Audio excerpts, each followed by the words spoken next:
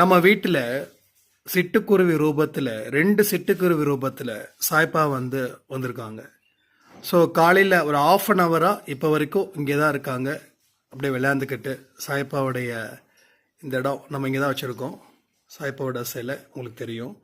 So நம்ம வீட்டுக்குள்ளேயே இப்படிப்பட்ட ஒரு மிராக்கல்ஸ் நம்ம அன்பே சாய் குடும்பத்தில் தொடர்ந்து நமக்கு கிடைச்சிட்ருக்குதுன்னா, சாய்ப்பா நம்ம மேலே வச்சுருக்கக்கூடிய அந்த அன்பு எப்படிப்பட்டது, அவர் நம்ம எங்கெல்லாம் நம்பிக்கை உடஞ்சி நிற்கிறோமோ அங்கே நம்பிக்கை ஏற்படுத்தி உன்னோட வாழ்க்கையை நான் பார்த்துக்காம வேற யார் பார்த்துப்பா அப்படின்ற நம்பிக்கையோட அவர் இந்த குருவிக ரூபத்தில் அங்கே நாங்கள் இருக்கோம்னு சொல்லி நம்ம பேசுகிறதையும் பொறுமையாக கேட்டு, ஸோ இந்த சிட்டுக்குருவிங்க அவ்வளோ சீக்கிரம் ஒரு இடத்துல வராதுங்க.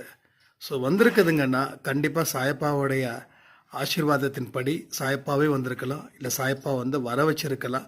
பட் எப்படி